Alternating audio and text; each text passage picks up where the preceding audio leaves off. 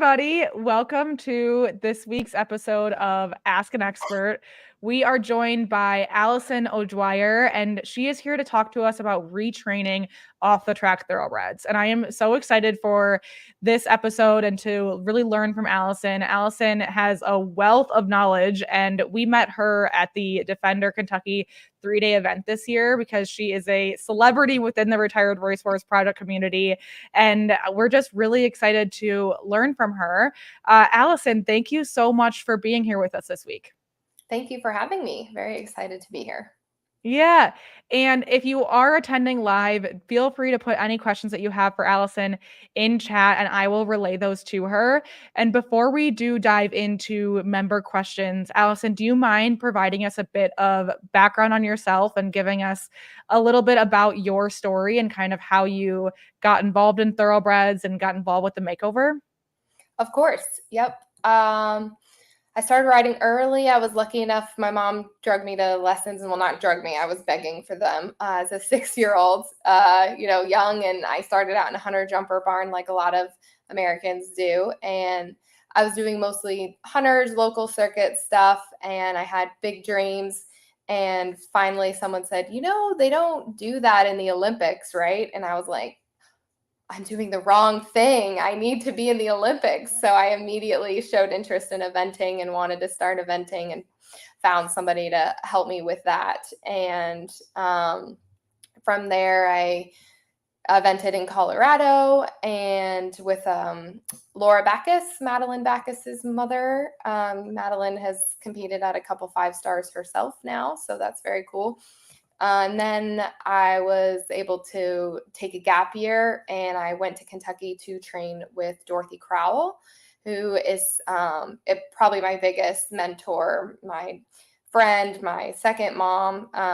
She really instilled the love of thoroughbreds in me early. That was when I was 17. And then I wanted to continue working with her and I went ahead and went to the University of Kentucky. So I went to her with a thoroughbred. It was not a race horse. It was kind of bred more for sport, but it was full thoroughbred. And with her help, we took it to the now, I took it to the now 3-star long. It was a 2-star back then, but we got around Fair Hill and that was like a really big accomplishment for him and I. And Dorothy, like I said, she's famous for her ex-racehorses at the 5-star level, like Molokai and Radio Flyer. And I then got another upper level horse, and he just really pushed my buttons. He was imported from Europe, and it was not the ride I was used to. And after about our first year, it kind of came crashing down. I do have to give him credit. He was very good on the flat, and he really taught me what good movement and correct movement. And, he really gave me that muscle memory for nice dressage. And I was able to ride him at 3rd level and get my bronze medal. He was actually really competitive at 3rd level. He scored like in the 70s. And I sold him as a dressage horse because he really did not want to jump anymore. But after that, I was really turned off warm bloods. I just was like, no way. I was really burned out and, thought about just taking a break. And then I saw a $500 thoroughbred at Turfway Park come up on Facebook, Cantor Marketplace, I think. And I was like, that's my horse. And I just got in my truck and stopped at an ATM and picked up a horse for $500. And I had never done that before. I was always very organized and, always had the backing of either a trainer or my parents, or, it was always a big deal to go buy a horse. And I went from, I don't know if I really want to ride for a while and maybe I take a break, to all of a sudden like owning this $500 4-year-old racehorse. And that was kind of from there. That's just what I've done ever since then. And I don't know when that was, 2011, maybe. So I love that. I love any of the stories that start with like, I bought this horse for like $10 or $500. It's always just like, those just like warm my heart. It's like, that was meant to be. And that is such, I'm just like so happy you were scrolling Facebook that day and just like that all came about. So since then, kind of bringing up to where we are currently, is your focus now on retraining off the track thoroughbreds? Like, is that your primary like pursuit right now, or can you tell us a bit about that? Yeah, it definitely was for a very long time.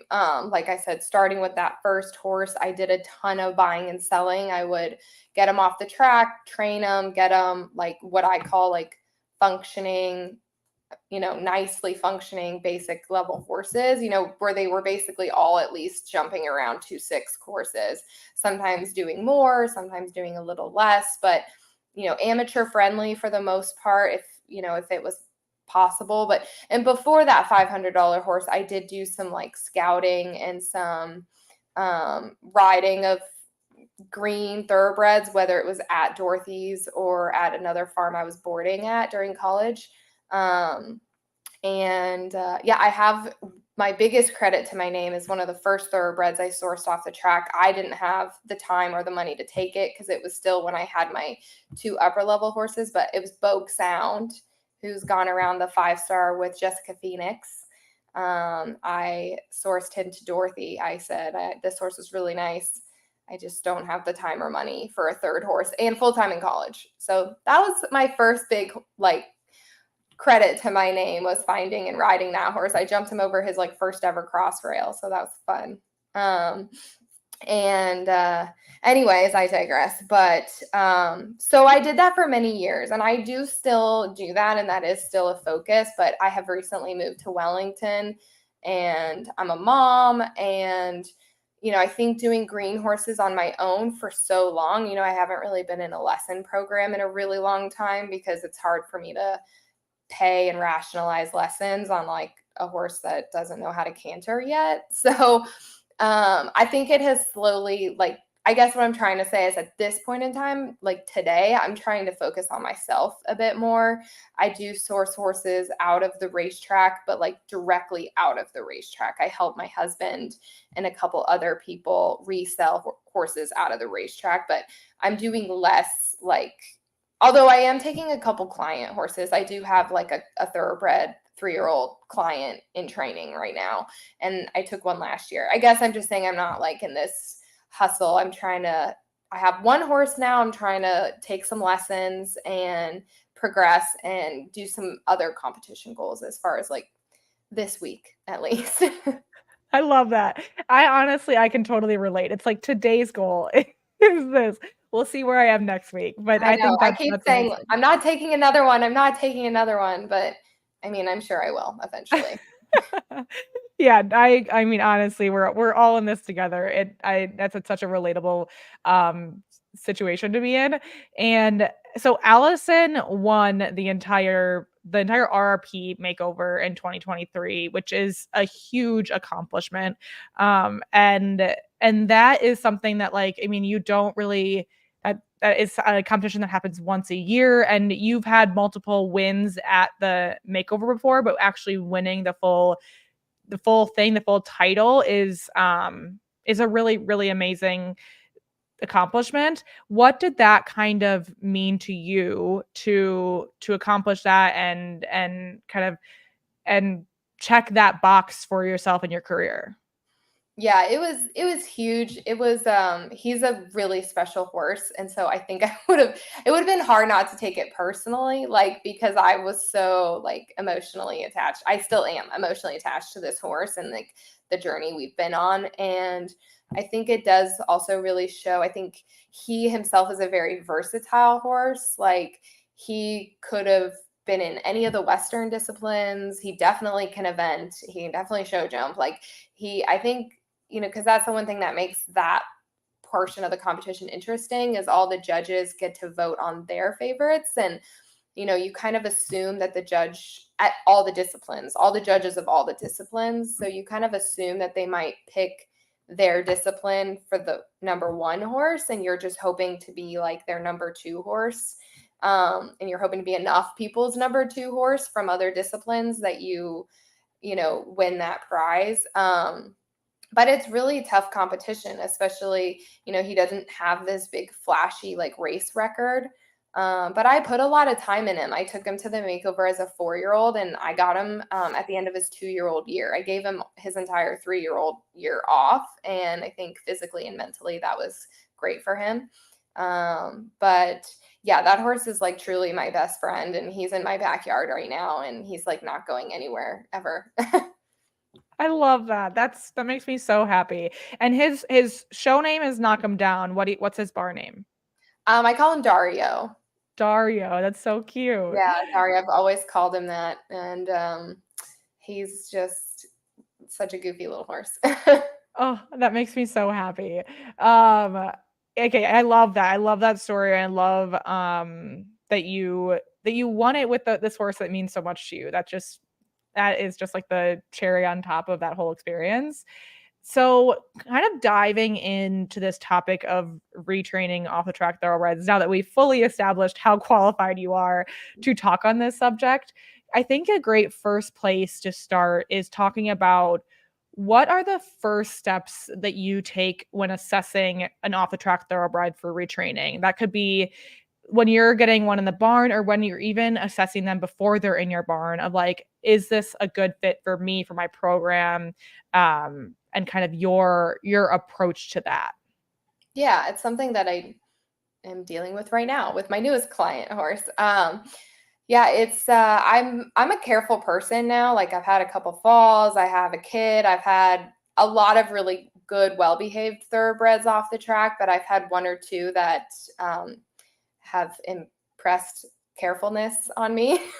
And so I do work with them on the ground. I do little rope halter work. I've been lucky enough to work a couple times with Tick Maynard. I wish I could do more, but we're a ways away and what have you. But yeah, so I do work them on the ground. I do utilize my crash dummy, aka my husband, to put that first ride on, just because you really don't know sometimes. And honestly, I actually try not to ask too many questions. Like, I'm like, does it crib? Does it, I don't want to really know how it rides on the racetrack, because it's so different. Like, I don't want that to either positively or negatively affect how I'm going to ride that horse, because I've had so many horses change, whether it's for better or for worse, when they come off the racetrack.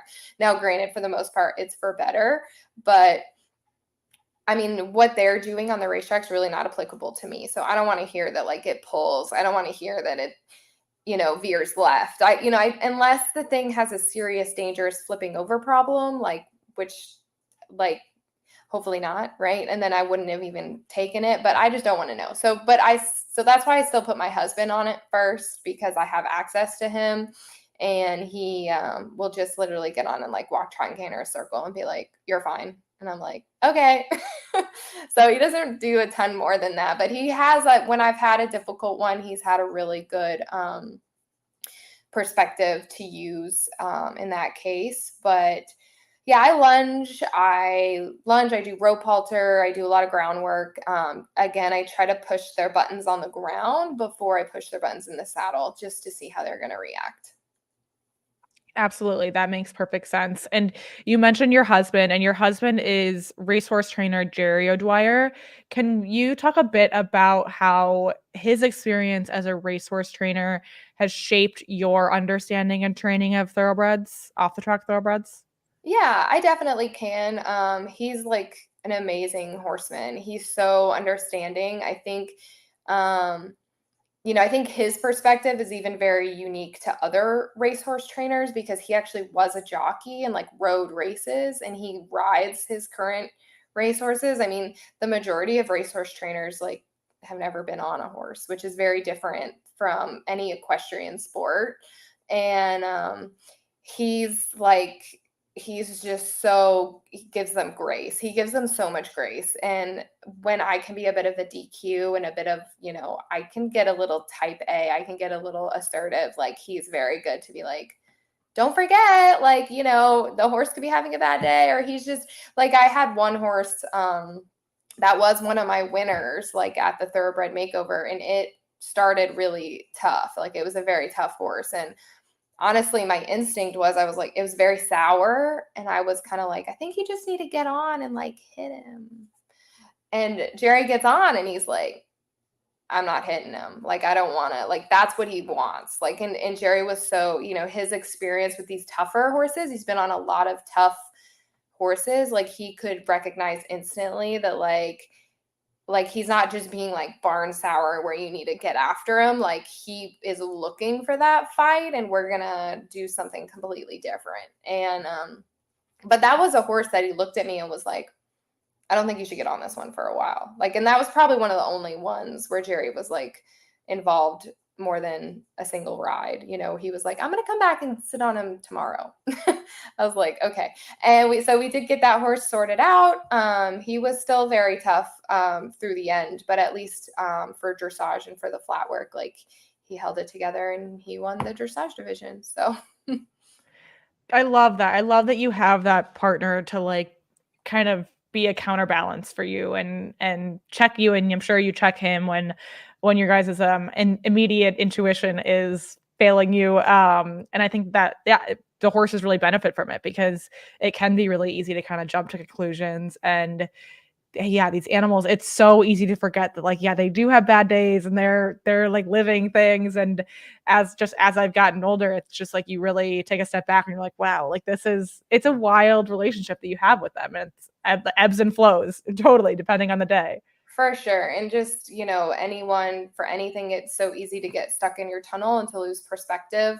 And whether, it's a person that helps you gain a different perspective or anything really, but he counterbalances me even when it comes to grocery shopping. So it's no surprise that he can do it with horses. So I love that. That's the best though. That's great to hear. So when you initially get a horse in your barn, how are you evaluating their physical and mental readiness for transitioning from racing to a new discipline? it does go back to, like I said, that initial groundwork. I get on pretty quickly and I do a lot of, like, I don't know, it might look very boring. To my husband, it actually definitely looks very boring. I'm not like cantering, I'm not jumping, like, I'm walking and I'm like using pressure to manipulate the horse, like, side to side. Like, that's my biggest thing is putting on like lateral buttons and getting the horse to move and like respect my pressure. Like, I boil down dressage and flat work to like the simple concept of like, this is an animal that needs to move off pressure, whether it's sideways or forward or backwards. Like, it needs to respect me and it needs to respect like the pressure I'm going to put on it. And I don't mean pressure as in like mental stress. I mean, like, physically, like, I want to be able to move you like with the touch of my finger, with the gentle touch of my leg. So I do a lot of like walking and figure eights and small circles and just things like that. And I'll even sometimes those first rides, like, I'll get on, like, try to do some of that kind of walking leg yield is what I call it, like a walking leg yield or like a walking turn on the haunches. And if it's not clicking, like, I'll just get off in the middle of the arena and I'll use like the blunt end of the stick or like my finger or whatever to like try again. And then I'll get a couple steps, I'll get back on, and then I'll get back off again if I need to. Like, it's just like, again, my husband would be like, he races horses fast on big straight lines. He's like, this is silly. What are you doing? No, I think that is so important. And I think, yeah, getting them to be responsive to those aids is such a meaningful first step. When you mentioned that, like, you're the horse that you won on, that you got him and had him in a field for a year. Is that your general approach, or how do you decide when a horse comes in your barn, this one needs a break for a week or this one needs a break for a year? I mean, honestly, like, in the past, that's not been a luxury, right? Like, financially, like, that's a hard thing to commit to, especially like I was boarding. So I paid board on for a year, basically. Like, I wouldn't recommend it if you can't. Like, it sucks. It's a tough place to be. But I was lucky that it worked out that way. And I moved to Florida in that year, and the move was a lot, and we were couch hopping essentially. I mean, that's still a little dramatic, but we didn't actually have like a place to live. We were moving like from different spots. And so therefore, like, riding was totally a back burner. And I was really trying to practice what I preach. I really struggle with the idea of people taking 3-year-olds to that competition. And it's kind of what I've preached in the past. I think if there was any horse to take as a 3-year-old, it could have been this horse, because, you know, he didn't run as a 2-year-old. He was entered to run, but they scratched him and they gave him to me like that same day. They just were like, just kidding, we're not going to bother. So, you know, he was from a pretty notorious 2-year-old trainer. I'm sure he was trained hard. Like, that trainer is known to train 2-year-olds very hard. So I'm sure he was worked hard, but he didn't race. He didn't have like a ton of races underneath him. He did get some time off. Anyways, mentally, he's very sound. But I still was like, don't do it. Like, you complain about people doing this. It's not really what you believe in. You know, I think even as a 4-year-old, it's a lot to ask. And I want to go and I want to be successful, not in a sense where I say I want to win, but I want the horse to be confident in what I'm asking of it. And I want to be confident in what I'm asking of it. And so I just said, no, like, boy, let's just leave it alone. Like, we'll wait. And, you know, he got to be barefoot for a year. Like, thoroughbreds are notorious for bad feet. I can't imagine, like, if they all could do that. Yes. So I guess what I'm trying to say is it's definitely something I believe in, but like, my record doesn't necessarily show that, because financially, and like, I've had to get on horses and be like, we need to go to work because I need to sell you, because I need to like recoup some of this investment. But there are clearly horses where that's not an option. I've just been lucky enough to where I managed to get good sound horses off the racetrack. And, you know, I have good sources to where I get good sound horses off the racetrack. And there's plenty of horses that come off not sound physically or mentally. And those are definitely horses that you need to give a break. And if they could all get a break, we'd all be in a better place. But I'm under no illusion that that's always a guarantee. Yeah, 100%. So your training process, if we can kind of jump into that, and then starting with, can you just walk us through your typical retraining process for an off-the-track thoroughbred? Yeah, we got over the beginning, you know, like groundwork. I still use my crash dummy for that first ride. And, you know, and then I'll get on and I'll just like make sure it can like walk trot, maybe canter, you know, as long as it goes forward and stops. I'm a careful person, so it has to stop. Like, brakes are number one for sure.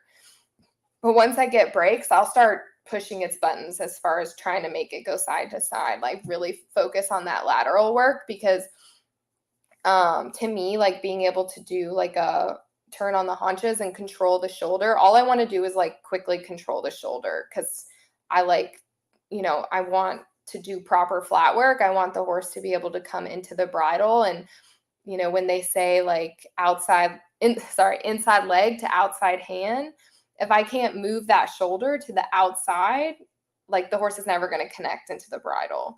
So, you know, I let it run around with its head up in the air until I can manipulate that shoulder. And as soon as I feel like I can manipulate that shoulder, all I have to do is take like a half halt on the outside rein, and almost instantly, always, it'll, you know, release at the pole and lower and connect through its back.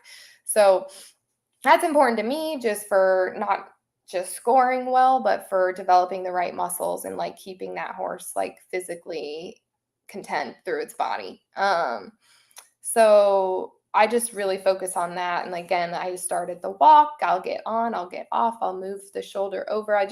Because they aren't used to that. Like, very rarely you get one off the track where you like take a small hold of its mouth, put your leg on, and the thing moves sideways. Like, that's very rare. So I just immediately attack that. I also attack that because I make it very simple. Again, all it is like moving off pressure. The horse knows how to move off pressure forward from 2 points of contact. I'm going to teach it to move sideways off of 1 point of contact.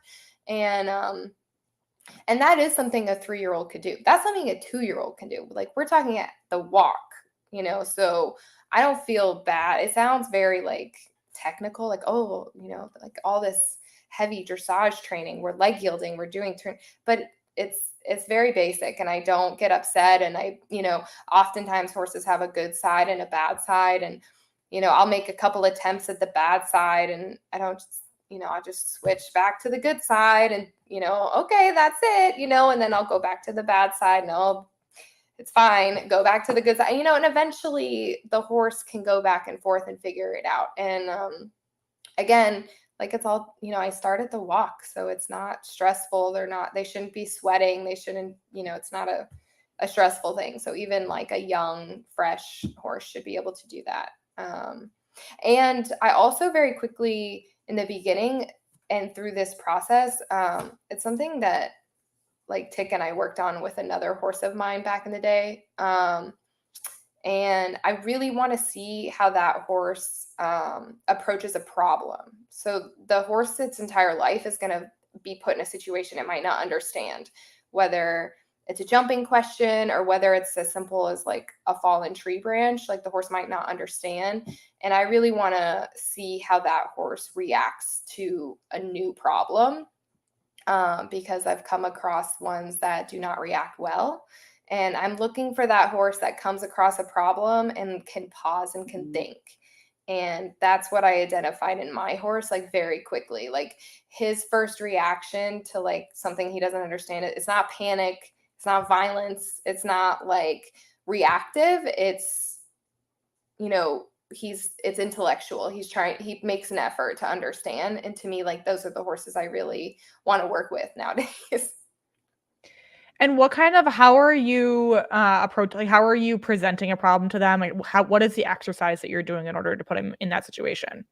I mean, it starts at the very beginning, like I said, just trying to like do rein backs and shoulder, anything. And then from there, walking over poles, reversing over poles, if there's a down tree branch, like, let's go sniff the tree branch. Honestly, when these horses come off the track, they are incredibly broke. Now, don't get me wrong, like, racehorses are so broke, and anyone that thinks that like these horses are wild and crazy and they've not experienced stuff, these horses have experienced so much. They have seen so much. Like, my other makeover horse I had last year, she was like a multiple stakes winner, and it was so funny. I was like hacking her around the neighborhood, and I'm in Wellington. There's like landscapers everywhere. Like, this place is beautiful, but the downside of that is like a guy can whip around a turn on a zero turn and like take you out. And she had no problem with that. I mean, cars, traffic, like, no problem with that. But like walking along the canal where there was like birds and like the fish would kind of flop off the banks, like they were in the water, but they would like splash. Terrifying. Absolutely terrifying. So that was just like hilarious. But she was reasonable, right? Like, she didn't intimidate me. She didn't freak out. Like, she would spook, but she wouldn't, like I've been saying lately, she wouldn't choose violence. Like, she would spook and then she'd be like, oh, okay.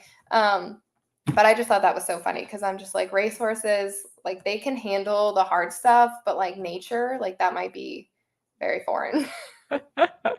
Yeah, nature's asking a lot. Yeah, nature, like, I can tackle that zero turn or that semi truck that has A-frames like on it, but I can't tackle like a turtle slipping into the water. Definitely not. Totally logical. Okay, so what are some common challenges you encounter when retraining off the track thoroughbreds, and how do you address them? I'd say that's like situational. Obviously, I mean, it really depends on the horse and like where I am.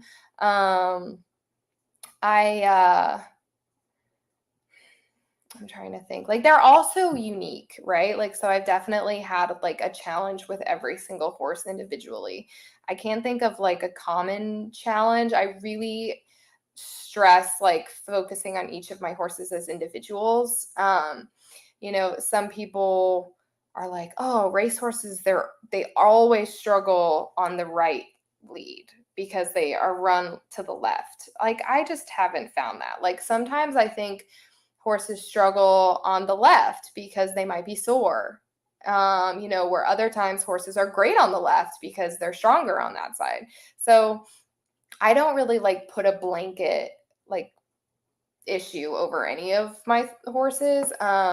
When preparing for like something like the makeover specifically, like I make a huge effort to get them off property, because you will definitely find a racehorse that struggles with some of those first off property trips. They get in the horse trailer, they go somewhere new, they see other horses, and their instincts and experience is going to tell them they're at a race. But I've also had plenty, like horses that have raced plenty that don't do that. But that's a button that I'm definitely going to push as soon as I feel like we're okay at home. And even like taking them off property, but not planning on riding. I think that's like the best thing. Like take them off property, do not plan to ride. Bring a rope halter, bring a chain in case you need one, in case they're really bad, but just take the pressure off for not even just competing, but take the pressure off from riding and just take it somewhere, because that can definitely affect a lot of racehorses, but I wouldn't assume that it would affect everyone. That definitely not.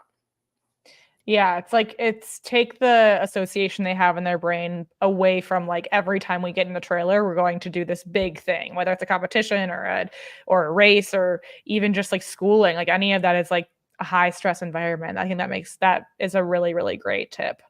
So one of our members, Peyton, asked about your perspective on growing confidence with horses, and maybe like she was talking about like out of the arena things you do. Maybe it is just what you were saying about like presenting the problem to them and supporting them through it. Or is there anything that comes to mind other than what you've already said to share on that topic?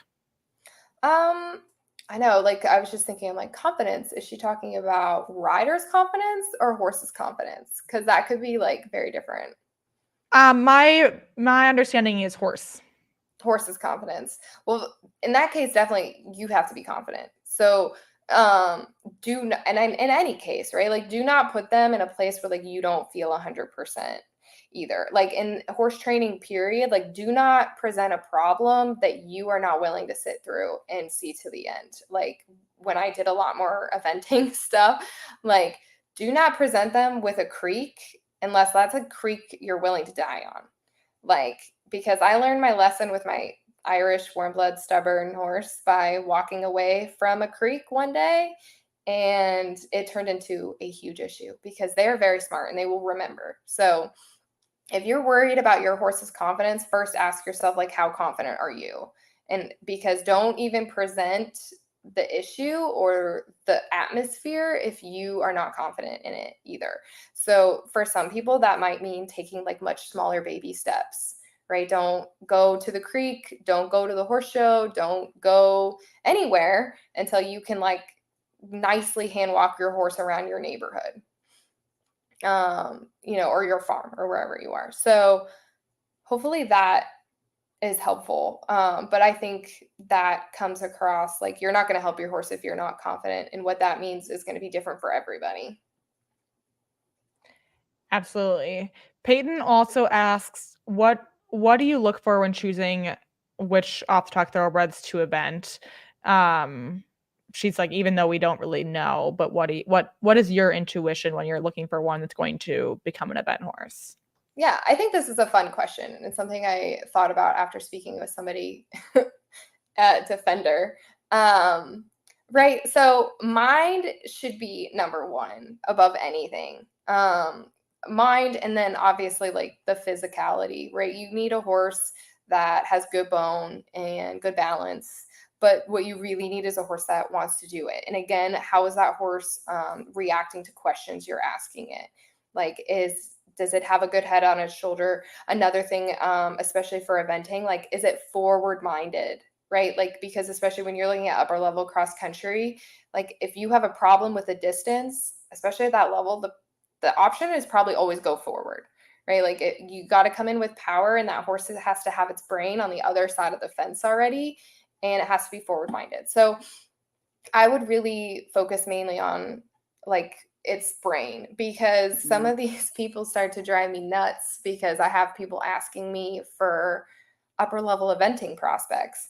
And if the thing is 4, like I don't know that it's going to Rolex, but I know that it's sound and I know that it's nice to work with. If it's a pleasure to work with and it acts like it wants to work and it acts like it wants to do a job, no matter what job it is, like, and it's sound and it has good bone and good feet, like that's a horse anyone should want. Even if they are a 5-star eventer and they're looking for a 5-star eventing horse. Like I get in where this is soapbox. Welcome to my soapbox. My current newest soapbox is people asking me for extraordinary movers. It's got to be an exceptional mover. It's got to have an amazing jump. I'm like, where's the imagination? Like, where's the imagination? Like, that's your job. Your job is to make it move that way. Your job is to make it jump that way. Like, I'm giving you a sound horse that is a good brain. Like, I've gotten you, that brain is like 80% of the job. You know, even when they were talking about Sia Clouds, the horse, Philip's daughter's horse. And then even, I'm sorry, the horse that David O'Connor owns, that was like the only one clear in the time. Oh, I'm blanking out his name, but you read the interview and they're like, oh yeah, he just always jumped this much above the jump. Like they didn't jump that horse on day one and be like, this thing's going to Rolex. Because the good ones, I think, long term, they don't jump like that. They don't jump huge. The ones that are 6 feet over the cross rail, like those are the ones that are afraid, or those are the ones that are going to go lame. And those are also the ones that are probably going to have time. Like if it jumps like that over everything, like I think too, like that's probably why there's not show jumping thoroughbreds much anymore. You know, you look at these show jumping warm bloods and the babies and the green horses and the horses that people invest time and money in, they're all like 6 feet over the standards. And that's like obvious potential, right? Like I'm saying, like use your imagination and think outside of the box. Like it doesn't need to be so blatant and in your face that like this horse can jump. Like if it can nicely trot up to a cross rail and fix its distance and get to the other side on its own, like that's a horse I want. So that's my newest soapbox is like people being like, it has to be an extraordinary mover, jumper. And I'm just like, it's 4. Like, it's a thoroughbred. Like, what do you want me to do? Like, no, it doesn't. And if it does move like a freak and jump like a freak, like, it probably is a freak. As in, like, it's going to get hurt or it's mentally not there. Like, so that's my newest soapbox because people come to me and they say things like this and I'm over it. I think I'm so glad that Peyton asked that question because I'm really glad we got into that. And one follow-up question is, what are your thoughts on taking into account their racing pedigree when you're getting a show horse? Yeah, that's my other soapbox, right? I don't look into pedigrees at all. I feel like some of the people that try to like sell you on a pedigree because it's an off the track OTTB, like they're trying to sell you. And for me, like sometimes those pedigrees barely say anything about racing, right? American Pharoah won everything on the dirt and his horses are kicking ass on the grass. And it's like, again, it goes back to taking everything as an individual. I used to kind of look at a pedigree because I was thinking more for resale, and there was like a lot of people have things against storm cats because they're known for being tough. And, if I saw a storm cat and, I would maybe use that as a tick against it, but that's more for the purpose of reselling, not for myself. So yeah, I really don't like when people are like, oh, this horse is going to be beautiful because it's by whatever, or these stallions, they breed like so much more than a show person can even wrap their head around. I mean, they cover 100 mares a year and these mares are all completely different. Like to assume that like all 100 of those babies in that year are going to have like the similar type is just, it doesn't make any sense. Like I said, it barely makes sense in racing. I mean, like, a lot of these stallions are interchangeable as far as like their racing specialty. One thing I would maybe consider in a pedigree is if it is like European bred top and bottom and it like fully grass bred from Europe, like I could tell you that horse probably has good bone. right? Like I'm probably going to like it physically. And sure, you could say like it will probably handle cross country well because it's bred to run on the grass. But plenty of dirt horses run around 5-star events. But that's about it. I try not to look into it at all. Super, super insightful. So another question that we got from a member, Courtney, is asking. Oh no, I lost sound. I lost your sound. Can't hear you. Can you hear me now? Yes, I can hear you now. Sorry, my microphone just like decides to stop working, and it's really fun. It's Okay. All I heard was Courtney. Okay, Courtney asked about introducing group rides. She said, "How do you do it? How do you make it successful? And when do you decide it's not for that horse?" She's thinking big trail rides, hound walks to prep for fox hunting. That's a really good question as well, because sometimes that's like my biggest nightmare. I have basically sworn off pair paces on any of my experience horses. Well, because I'm too much of a control freak. I don't really like being worried about what other people are doing. Trail rides, great. As soon as somebody like picks up the trot, I'm like, no, this is a trail ride. Put that down. But I've become quite the DQ, even though, like I said, I'm still technically an eventer. So again, like you should be able to predict a lot of this if you're doing your homework before, like if you're really thinking about how that horse is to ride in the arena, how that horse is to hack out alone. Obviously start with like a small group, like a one person. And I think like communication would be key as well. Like what's the expectation like from that other person? Like, are we walking today? You swear we are only going to walk today, right? Friend, we're only walking, right? That'd be me. And, if my horse is like jigging and a little excitable with one friend and we're walking, I'm like, okay, this is homework. This is tough. Like I'm not going to immediately go out with a group, but it also depends on what your comfort level is. Like, right. That's my comfort level because I've become very careful, which isn't, yeah. And, but a lot of people don't mind a jigging horse and that might not bother them. It used to not bother me, but now I'm a control freak. And so stuff like that bugs me. So it's just making sure that you're safe and starting out slow and, being able to predict what that horse is going to do. I really hate to say it too, and I don't mean to get backlash, but having been on the racetrack so much, I have become a lot more open-minded to the use of ACE as well, ACE promazine in a horse for riding. They use it on the racetrack when they can. If you have a horse that is like slightly dangerous to itself or the rider on the racetrack because of how fit and amped and pumped it is, like it gets ACE before it goes out to train, just one.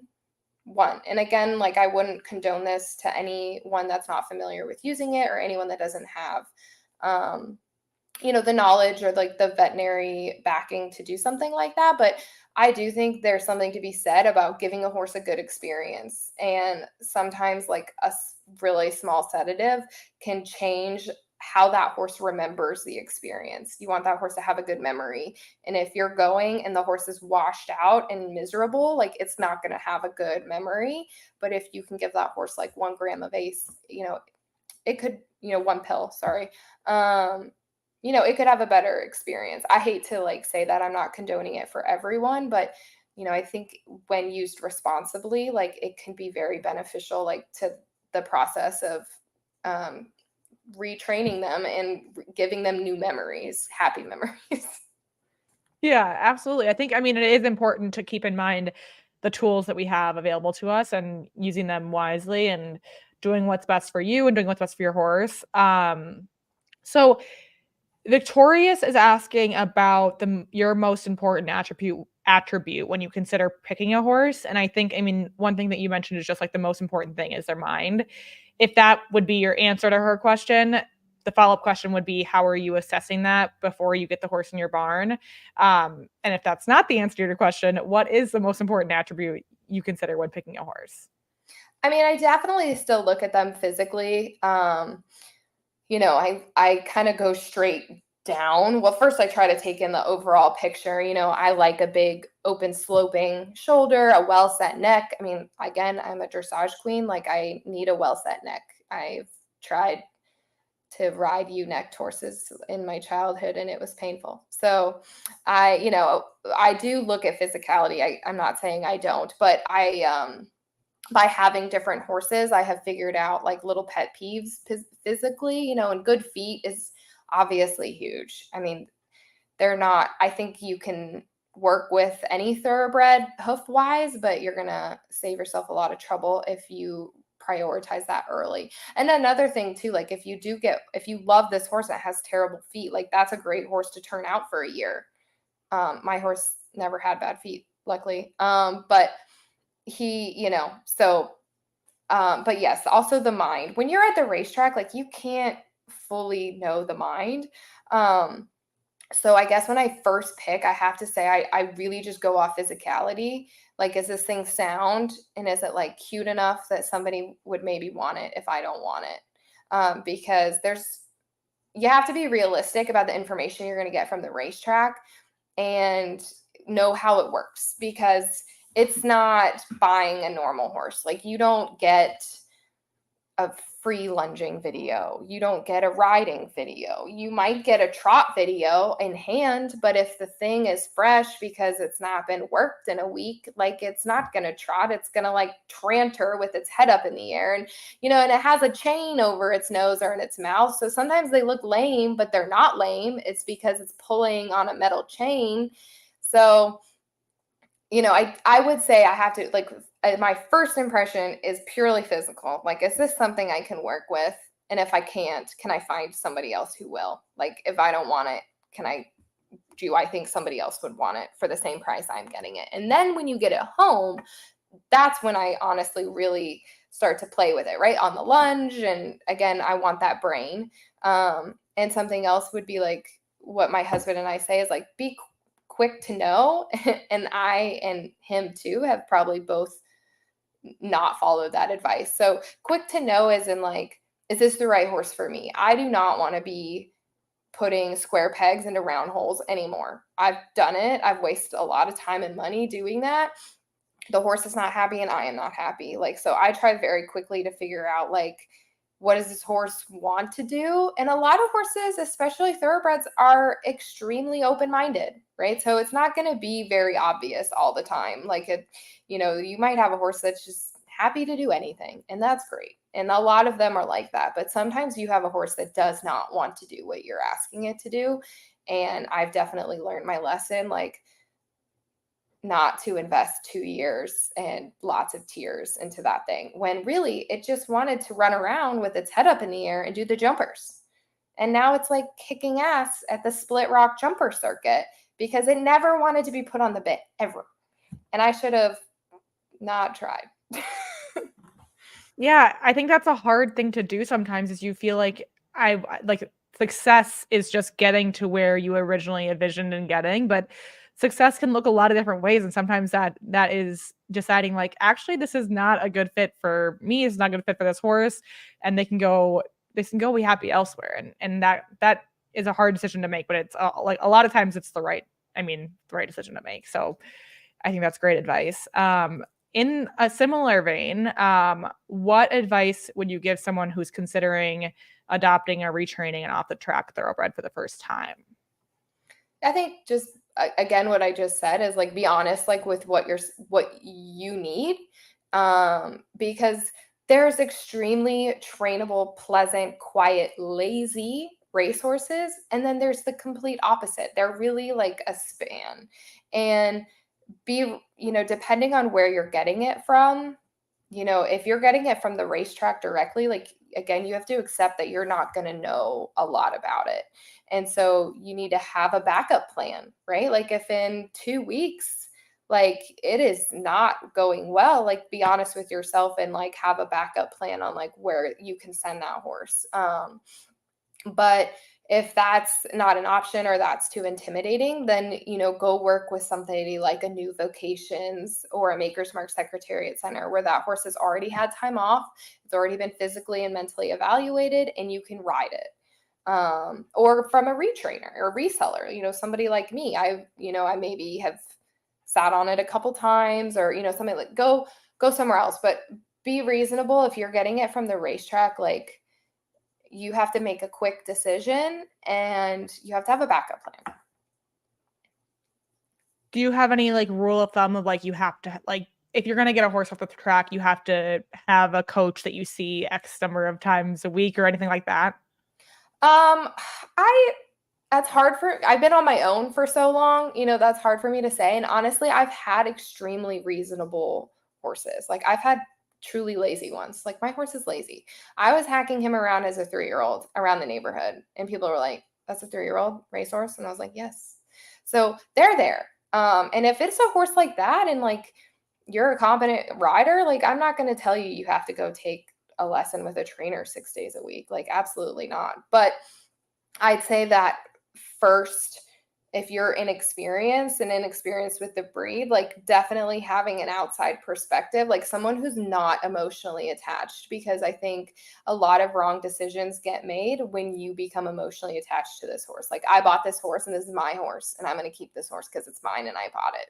Like, you need to have an outside perspective, somebody who like has no skin in the game, that can give you a proper analysis of the horse. Or, I mean, if you're financially well off, like, put it in training, just do whatever you can. And like I said, the nice thing is that these horses do come very broke, but they can have, positive or negative experiences in their background. So I guess I would say, like, for the overall picture, like, you should definitely have help.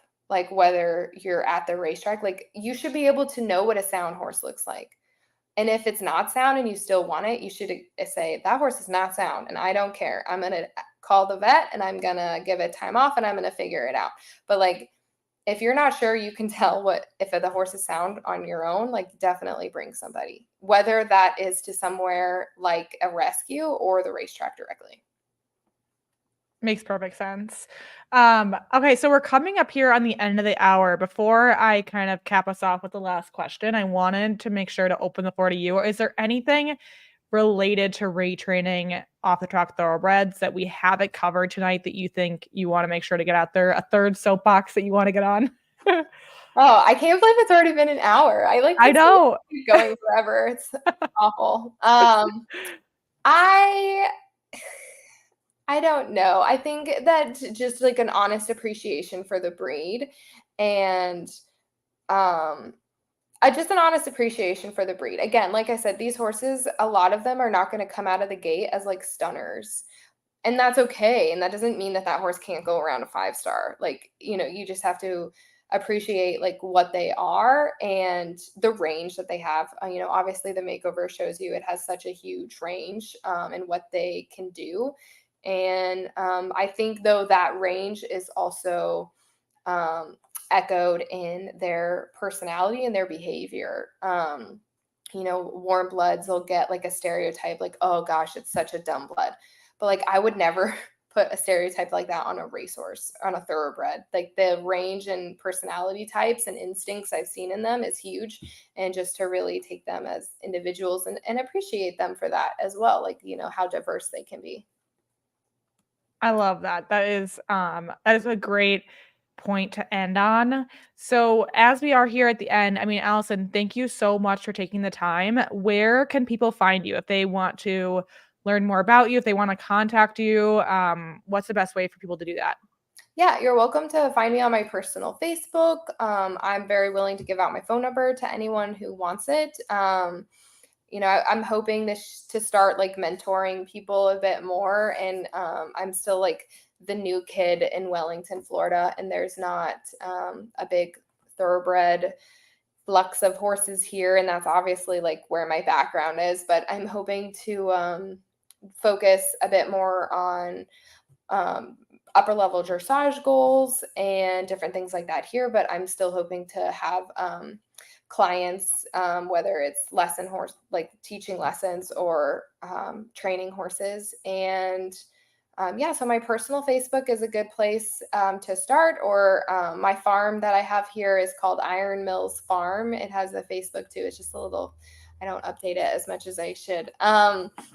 But I love to talk, and like I said, I'm thinking about mentoring people more like towards the makeover and helping people remotely, virtually, as well as maybe coaching at the competition and stuff. So please reach out. I'm telling everybody I'm in my yes phase. I'm trying to say yes to all the opportunities, and just very, very open-minded to what could come my way. I love that. I love the yes phase. I'm going to be my yes phase too. Let's all do that. That's amazing. Wonderful. Well, Alison, you have been such a wealth of knowledge tonight. Thank you so much for joining us and for being a resource to the off the track thoroughbred community. It is so appreciated. And everybody who attended live, thank you so much as well for submitting your questions. This was a really fruitful office solvers or ask an expert. And we just have a wonderful evening, and we'll see you next week.